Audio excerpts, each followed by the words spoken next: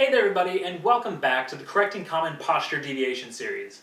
As always, I'm your host, Justin Archer, aka The Posture Guy, your #1 source on pain, posture, and performance. And today we're going to be going over a very common posture that's associated with the condition known as lumbar stenosis.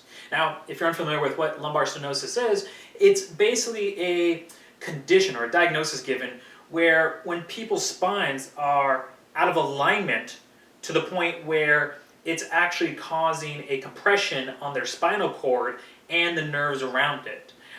Basically a kind of a narrowing of the spinal canal, again due to the position of the vertebrae above and below where the impingement or the compression is occurring.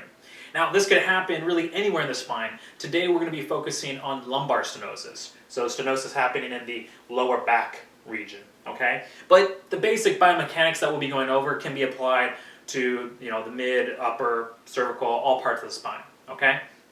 So that's basically in a nutshell what lumbar stenosis is.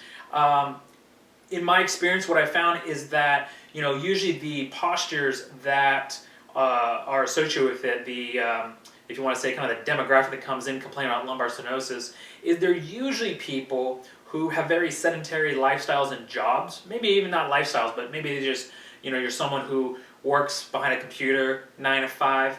And the reason being is because, if you do some Googling, look up lumbar stenosis, there's a lot of people saying that this is due to old age or genetics. Obviously, as posture guys and gals, we know better. Neither one of those really makes sense. No, I think it's more of a form follows function. And that's why I said usually when people come in and I ask about their lives and what they do for a living, their occupation usually involves prolonged excessive sitting. They're there from majority of the day, 9 to 5, and so they come in looking kind of something like, let's see if I can do this here, something like this. So that's kind of like from the front, and again maybe I'm exaggerating a little bit here, but imagine even if they're 10% of this. So here's kind of from the front, here would be from the side, and they come in going, yeah, I have lumbar stenosis. And then you think, okay, if that person has a job where they're sitting for a long period of time, well, look at this. It kind of looks like I'm sitting at the desk, right? If I sat down in a chair and I was using my left hand for a mouse or for a keyboard primarily, I'm left-handed. You could reverse this if you're right-handed. But if I was doing this and I'm kind of leaning to one side of my chair, the chair is here, so I'm kind of slumped forward, and my knees and feet are bent, turned outwards, and my knees are slightly bent, and I put my body in that position for hours and hours per day, and I do it again and again and again, well, it's no wonder then that my posture is going to look something like this, where I have one shoulder higher than the other, my upper body is offset to one side, right where my lumbar starts to meet my thoracic, I'm kyphotic there, I'm in flexion, and then my knees and feet turn out since I've been sitting so much, and I have a little bend in my knees, okay? So this is a regular posture you would see someone have with lumbar stenosis. Now, that's as far as what's causing it. What symptoms and physical limitations that are associated with it? Well, we're talking about, your spinal cord and the nerves surrounding that area being compressed. So you're definitely going to have symptoms like lower back pain. But anytime when you bring nerves into it, and you can do some quick Googling and look up just like the central nervous system and the nerve endings where they come out of the spinal cord, you just basically follow. It's like a trail guide. And you can see that if you have an impingement somewhere in your lower back, well, obviously there could be pain here, but there can be pain elsewhere. And just follow those nerves and you can see, oh, you might have sciatic nerve pain, or you may have femoral nerve pain, which is nerve pain on the front of the leg, inner thigh, different areas. And the nerve pain, depending on the severity of the compression of the impingement of the nerve, it could be tingling, it could be burning, it could be, worst case scenario, numbness. And I know numbness may sound not as bad as burning or tingling, but when you have a really strong compression, when you're really off and you don't feel anything, that means there's no message getting through that nerve ending that's elsewhere in your body to whatever part that's numb to your brain. So I always tell people, if you can go from numbness, do the exercise, and get to tingling and numbing, tingling or burning, that's actually an improvement. I know it may not necessarily feel that way, but believe me, it's an improvement. But hopefully today we can get you all the way from whether you're tingling, burning, or numbing to a place of pain relief, either all the way or pretty significantly. So, as you mentioned, those are the symptoms that are associated with it. What about physical limitations? Well, obviously, if your low back hurts and you may have these nerve pains in your back and your lower extremities, your legs, your hips, all that, things like walking, running, really almost any and all activities that involve you being up on your feet are going to be difficult to do. And if you do them, you're going to probably further injure yourself, exacerbate the compression, the impingement of the nerve, and it's just not going to be fun. All right? So what can we do to correct this alignment? Okay? Well, before we even get to the exercise, it's being aware of how you go throughout the day. I put up a video a couple days ago, or maybe I think it was last week, telling people that it's not all about or just about the exercise, and I'll put a link to that down below the video. A lot of people ask me, what exercise should I do? What order should I do them in? Am I doing this right?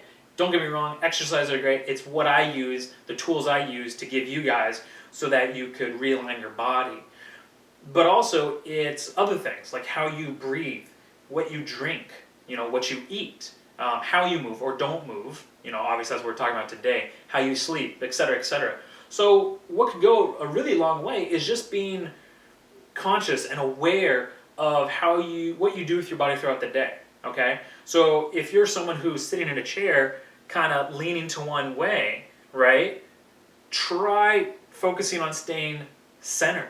Or if you find that's too difficult, taking breaks every 30 minutes and doing something where it's standing up and going to go get a glass of water, or taking one of the exercises down below this video and taking a 2-minute break and doing those. I guarantee you, not only will your body feel better, but if you ever have those like midday kind of like, you're just kind of tired, you're trying to get a project done, and you feel like you're trying to push a thought through yogurt.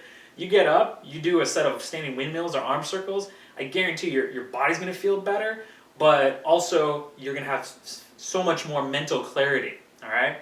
So give that a try. Be aware of just how you sit and how you move throughout the day, but then do the exercises below. And what they're going to do is especially look to waken up your extensor muscles. Because with stenosis, a lot of times the flexion muscles, the muscles in the front of people, they're in this position. And everything on the front of them is too strong, and what's on the back of them isn't strong enough. So the things like windmills and arm circles that you can look at more down below, those are going to help wake up those extensor muscles. As well as things like the windmills are going to help correct that thoracic offset, as well as take care of the shoulders if one is elevated than the other. I think there's 10 exercises total. The supine groin stretch, which you may or may not be familiar with, is in there. That says 15 minutes per side. It's not a typo. Do give it the time it deserves, because that is going to really help return the proper length and tension to your hip flexors, your psoas muscles. And as a result of that, everything else will just start to fall in line. Your hips, knees, and ankles will align. Your spine will go from this kind of turtle C-shaped, where obviously, no wonder you have stenosis, to, oh wow, I have a nice gradual inward curve in my lower back, a nice kind of flexion to my upper back or thoracic, and then again a nice inward curve in my cervical. It's going to help return that nice gradual S-curve to your spine. So that way, whatever is compressing the nerve, whatever two vertebrae are compressing your spinal cord and nerve, they go back into proper alignment, and then there's no more lumbar stenosis. All right? So if that sounds good to you, which I'm sure it does if you're suffering from lumbar stenosis, give the exercises a try. If you have any questions or comments along the way, please leave them down below, and I look forward to seeing you in the next video. All right? Until then, take care and keep moving.